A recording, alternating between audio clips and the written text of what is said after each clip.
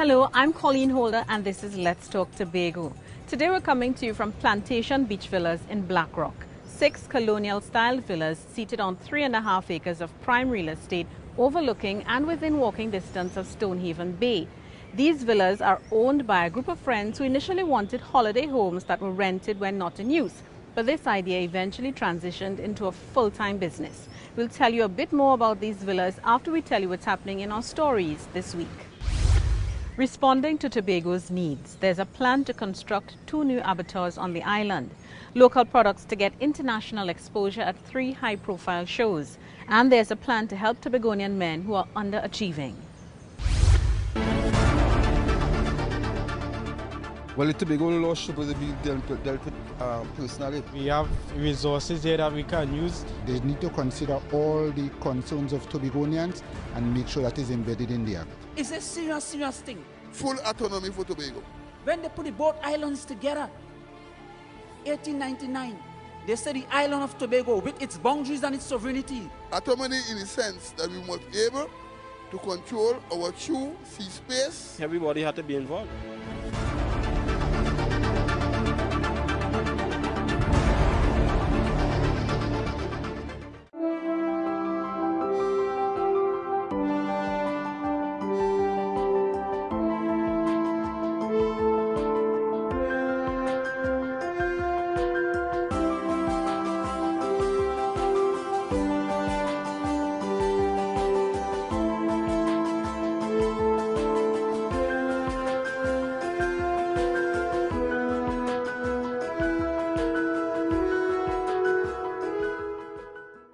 This is Let's Talk Tobago and we're here at Plantation Beach Villas, a place designed by the late Arne Hasselvist, the Swedish architect who designed homes for the rich and famous, including Britain's Princess Margaret, designer Tommy Hilfiger and musicians David Bowie and Mick Jagger.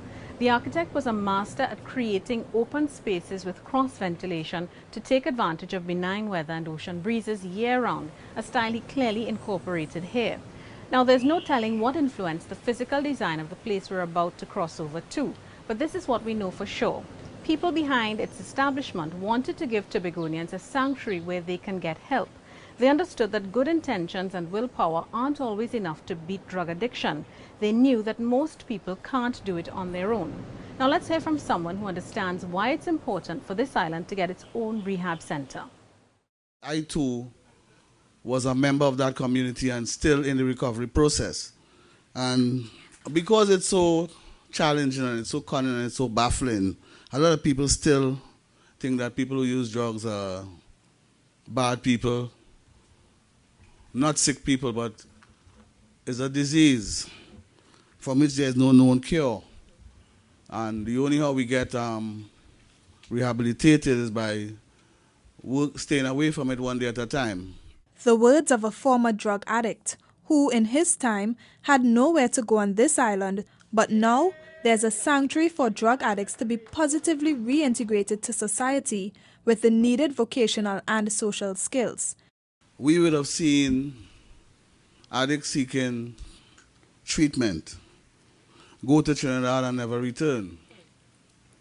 And hence the reason that we started advocating for a rehab center in Tobago, because it would have given the families an opportunity to serve their loved ones who would have got caught in the addictive process. And because the use of illicit drugs is an increasing problem in Tobago, the medical chief of staff says this is yet another milestone in the delivery of healthcare services. We know that these individuals who are affected, we tend to say an individual is affected, a society and a family are affected.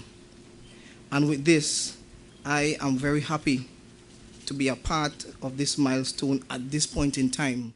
The facility will also be used to restore persons with mental health illnesses. The center is a project of the Division of Health and Social Services. I'm Davia Chambers for Let's Talk Tobago.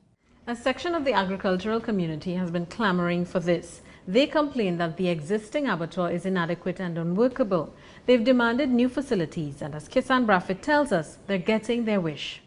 Development from east to west. This is the principle that guides the Division of Agriculture, Marine Affairs, Marketing and the Environment in their plans to construct 2 new abattoirs on the island. Through this, they are providing the necessary facilities and equipment for cattle, pig, goat, and poultry farmers to expand and advance their trade. Specialist engineer Abdullah Chadban explains that the existing abattoir located in Lambo is over 30 years old and the conditions do not meet with current international standards. We've been visited by representatives from the FAO and the World Health Organization, and based on their recommendations, we have some catching up to do. Mr. Chadban says based on what's required, the division has taken the approach that it will not do the work piecemeal. The capacity we're looking for holding pens, we're restricted by space. So even if we decided to try and piece build there, it can't hold what as one of the abattoirs would the basic mandatory stuff that they would need. There will be layerage, a proper slaughter floor. We're going to be using all the non-porous materials that are common to abattoirs now. No longer are we going to be using pre-painted steel. The structural steels and stuff being used will be galvanized steel. A lot of stainless steel fixtures. We'll also have a large capacity chiller and freezer system. As a result, 2 new abattoirs will be constructed. Kendall is proposed as the location for the abattoir in the east, but there are other considerations driving the division's decision.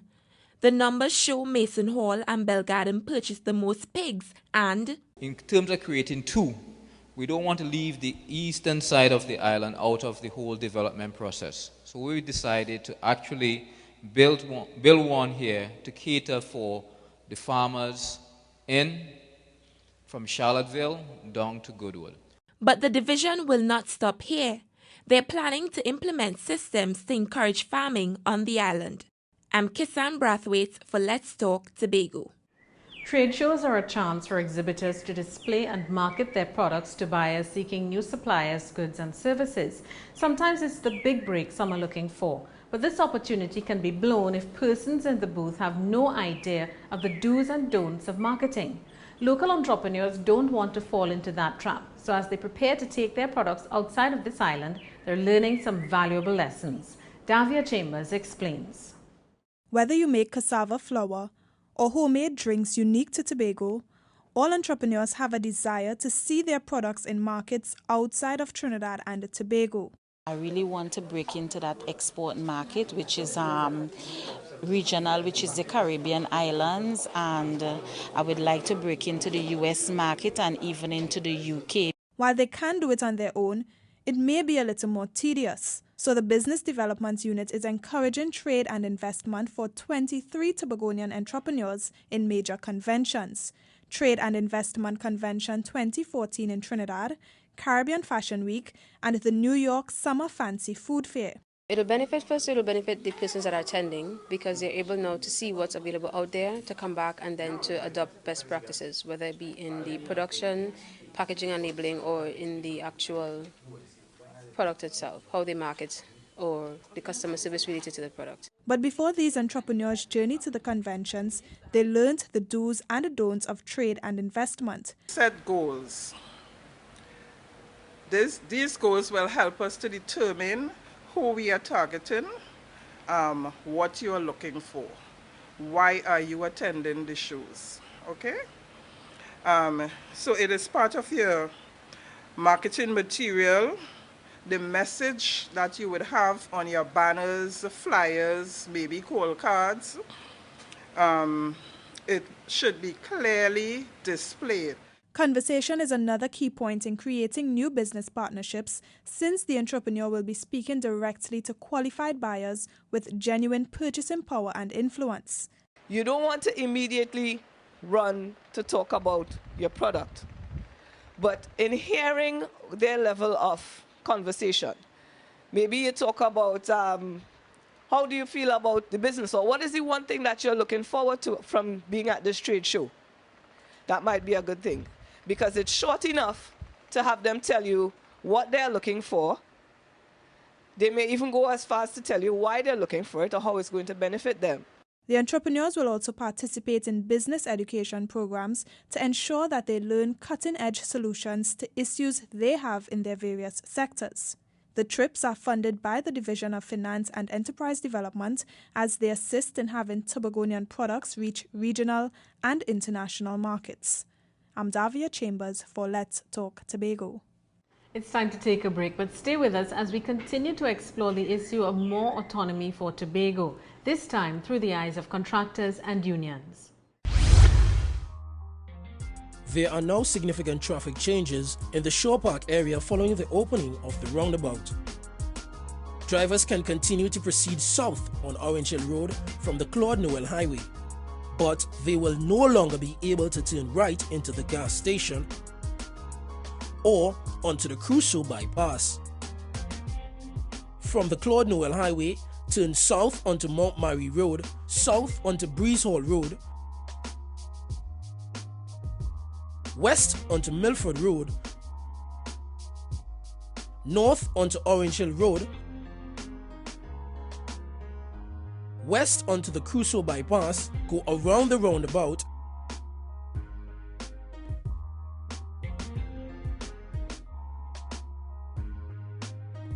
get into the left lane, then head north onto Orange Hill Road to get to the gas station. This message brought to you by the Division of Infrastructure and Public Utilities.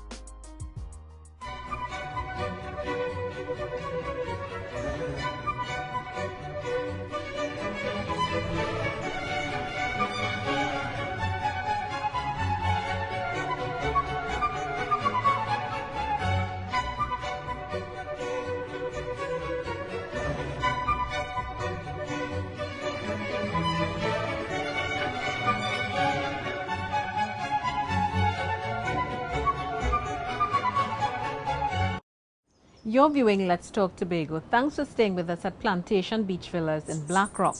This 40-foot-long teak-floored veranda provides guests with a great view of the Caribbean Sea. But from this very location, you can also see the Grafton Bird Sanctuary, which is just a 5-minute walk away. This location is not only ideal for bird watchers, it's very common to come across a nesting turtle when walking the beach late at night, especially now that we're in the middle of turtle watching season. We're also in the midst of island-wide consultations which deal with the issue of internal self-governance for Tobago.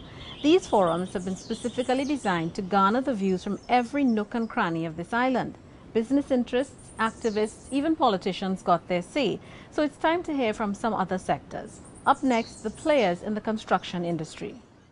We by now ought to know how to define Tobago. I totally disagree with 1-year resident in Tobago to vote. They want a government that is controlled by one of their own. They want Tobagonians to change their way of thinking and go the route of countries like St. Kitts and Nevis. But this contractor went even further because he wants to one day see an independent Tobago. It seems to me that any process that would lead to a federal system would presume independence of Tobago. And we in Tobago, like, we are fearful of saying that we want to be independent. That has been our dream since I was a little boy going to primary school. Making reference to St. Martin, Joshua Farmer says Tobagonians must open their minds and believe that they can govern themselves. What happened to us? Why we can't do it? Why we can't just leave Trinidad and get our economy going? Why we can't get the business people doing the things that we want to do? Look, I want to expand. I can't get to expand. And according to this resident, way before a federal system is put in place, the equality of the islands is a foremost worry. Tobago indeed must be an equal partner with Trinidad in every sense of its words. From the constitutional point of view, it must be enshrined. And it must not be from the point of view of lip service to Tobago. These consultations are taking place for this entire month with all sectors and culminate in July with a mass conference. I'm Davia Chambers for Let's Talk Tobago. Now, we know that some Tobagonians would like to see a federal system of governance and greater control over this island's marine resources. But there's something else to add to that list. Time to find out from Omadara Mills, who sat in on the consultation for unions and the media. A proper and effective education system is not only about boys and girls in a classroom learning to read or do mathematics. It includes proper management of the affairs of its teachers. So, the Tobago arm of the Trinidad and Tobago Unified Teachers Association is asking that the THA gain greater administrative control over its educators. The division has to wait on approval from the Teaching Service Commission for teachers to be appointed and so on in Tobago, and that usually takes a while. And it's not just teachers. As the tutor representative sees it, Tobago should also have more responsibility for the island's schools. When you look at the establishments in the secondary school and in the primary school, that these establishments must be created by cabinet in Trinidad, so that we would want that all these processes be done in Tobago so that we can fully take charge of our education system in Tobago and move our education system forward at the pace that we would like it to move. Other suggestions coming out of the consultation include Tobago having more control over the policies of the police service operations on this island, and more airtime be given to the Tobago House of Assembly's legislative body so that more people can learn about the issues affecting Tobago. I'm Omadara Mills for Let's Talk Tobago. We're moving away from those consultations to tell you about a program which hopes to help Tobagonian men who are underachieving. Now, when you hear the term macho, you automatically envision a man who's dominating, assertive and aggressive. And you're right. But what if we asked you to let go of that meaning and envision someone who's multifaceted, assertive, caring, healthy and outstanding? In other words, macho but with a positive twist. Still don't get it? Here's Kishon Wilson to explain. The data shows that over the last 2 decades, women have been outpacing men in education. In the US, they outnumber men on college campuses, and it's estimated that for every 100 men who graduate with a college degree this year, 140 women will do the same. In Tobago, the reality is no different. Statistics from our education sector shows that Tobago's men and boys are underachieving and academically, and post-secondary training opportunities are mostly accessed by females. It's a trend that's troubling the Division of Community Development and Culture. So much so, they have designed a program they're hoping will empower men on this island. They're calling it MACHO, but the meaning is much deeper. The organizers are going after males as young as 16 years old, who are multifaceted, assertive, caring, healthy, and outstanding. Problem is the same: peer pressure, we might call low self-esteem and stuff like that. And this is why you probably still see young men and boys with their pants almost to the knees. Keen to change this, the plan is to engage Tobagonian males in more meaningful discussions, getting them to talk openly about their health, relationships, and finances. The organizers will also seek to dig deeper, examining the relationship that men have with their children and their spouses, and their relationships in the workplace. Well, I would say to the young men that we have out there, get involved. Get involved. Don't look at nobody else and see what they're doing and stuff like that. Get out, break the peer pressure shackles, right? Because some people don't know that it exists right now. We need to break that off. To the young men, to the older men, I think that we who are older, and I said we, should lead by examples. A macho conference is also on the division's agenda. This will be complemented by a Macho Man Can Cook event. Both activities are scheduled to take place this month. I'm Kishon Wilson for Let's Talk Tobago. We're taking another break, but do stick around because on the other side, we'll tell you how plaiting ribbons can foster a spirit of community.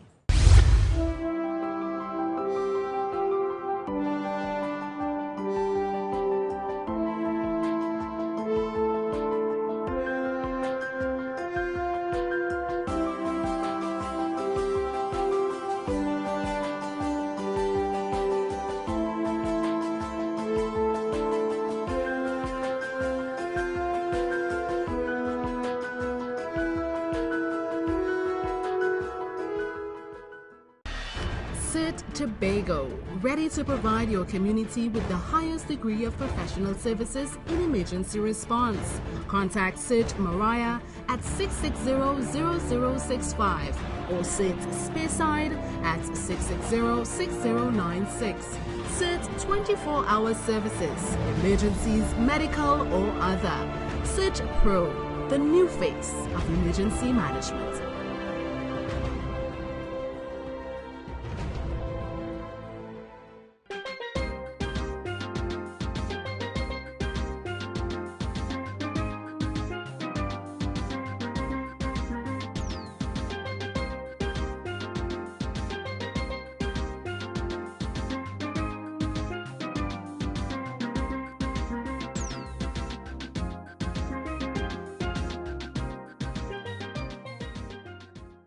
Welcome back to Let's Talk Tobago. Thanks for staying with us here in Blackrock. Poinciana, Alamanda and Petrea aren't just the names of plants you'll find here at Plantation Beach Villas.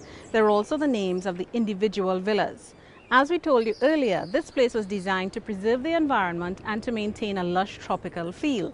The gardens consist of flowers like Ixora and Bougainvillea and have numerous fruit trees including mangoes, limes and the carambola, or what some call five fingers. But let's leave it there to journey to the Maypole Festival. Now, what might look like a simple dance is credited with teaching problem-solving skills and, believe it or not, cooperation and community spirit.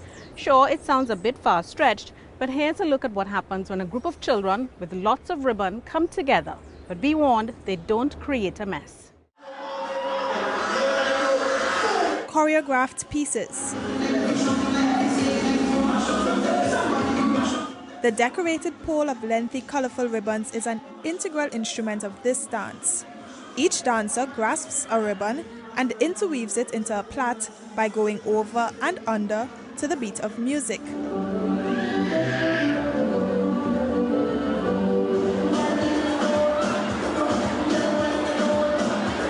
The execution of the Maypole dance exudes originality and innovation while displaying synchronization and harmonization.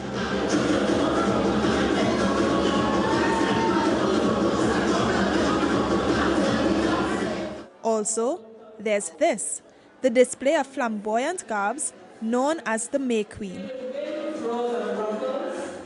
The Tobago Heritage Festival Committee, in an attempt to preserve and highlight our uniqueness, will be adding the Maypole Dance Festival to its calendar of events. I'm Davia Chambers for Let's Talk Tobago. It's the reason there will be a major UN conference in Samoa in September. More attention needs to be paid to the problems facing small island developing states. The idea is to find solutions for countries that are small, remote and exposed to global environmental challenges. They started by coming to this island to garner the views of Tobagonians. But outside of the conference room, there's need to generate even more interest in the issue. Betty Ann Bigard tells us more. The purpose of the treasure hunt was to promote environmental education in Tobago. The location of the treasure hunt? The Scarborough Botanical Garden. The treasure hunt is based on some environmental issues that we're going to be testing the knowledge of the participants. Today, persons taking part would actually know the garden. Apart from just the environmental side of it, you have to actually know the garden.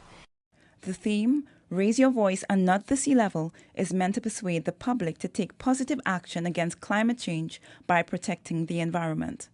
There are 3 questions in total, which participants must answer to move on to each stage. The treasure hunters began the day by registering. They were given red armbands, a map, a strip of paper with a clue, and off they went in search of treasure across the length and breadth of the Botanic Garden. They were expected to find 6 clues. Prizes were given to participants as they progressed, whilst the treasure lay hidden somewhere in this garden. The hunt seemed a daunting task, but the thought of winning a Samsung S5 phone was enough of a motivation. So far, complete the first third of it, and on the second third looks a lot harder than the first. We did last, but we intend to come up. So we'll say slow goes the turtle and the hair story. We intend to get there. Finally, After hours of learning new names of flora and fauna in the Botanic Garden, where all the clues lay hidden, Ricardo Nelson emerged winner of the Samsung S5 after discovering the final clue near the gazebo. The Department of Natural Resources and the Environment culminated their environmental promotion with an eco-fashion show at Gulf City Mall Lowlands. I am Betty Ann Bigart for Let's Talk Tobago. Not too many citizens are currently fond of the work of the Trinidad and Tobago Police Service. The organization is often criticized for its low crime detection rate and what some see as its inability to protect and serve. Police patrols, roadblocks and raids are their known methods of crime fighting, but there are other ways the police service works with the community. They have a band that sometimes tours our island. That band came to Tobago and this is what it offered. They were here for 10 days, reaching out to the communities through music. Their last stop in the capital of the island, Scarborough, at the Esplanade. The idea about the whole engagement, making contact with the public and trying to engage, and if we can change one person from a life of crime, or if we can change or encourage one person to get involved with something positive. This is one of the areas that I think the band is playing a very important role in doing. The band also uses the opportunity to scout and expose new talent from the various communities. Everybody is going to have a musical ride this afternoon. And now you can experience some of that music by what some describe as the best playing orchestra in this region.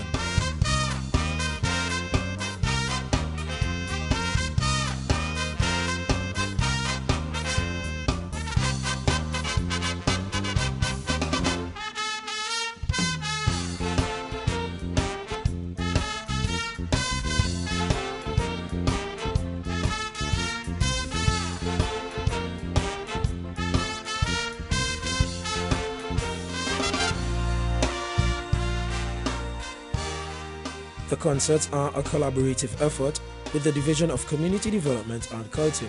I am Keishon Wilson for Let's Talk Tobago.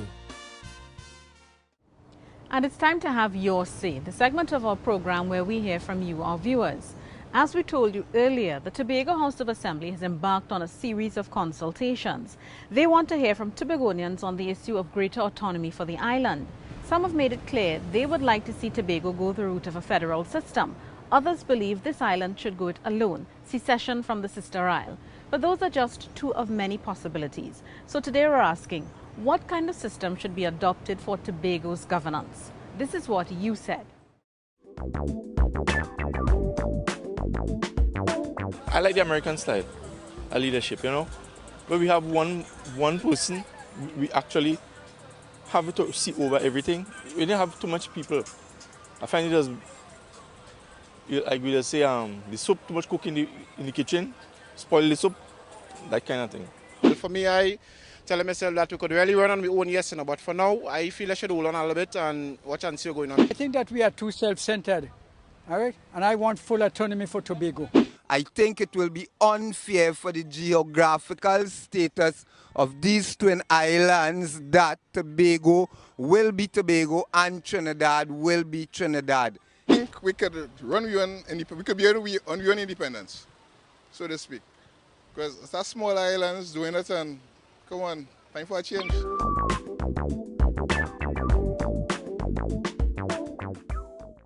And that's how we bring this week's edition of Let's Talk Tobago to a close. Remember, you can send us your comments or queries on anything you've seen in this program to information@tha.gov.tt or visit us at www.tha.gov.tt. Like us on Facebook and subscribe to our YouTube channel. I'm Colleen Holder, and on behalf of all of us at the Department of Information, have a safe and enjoyable week. And as we go, we leave you now with a final look at Plantation Beach Villas in Black Rock.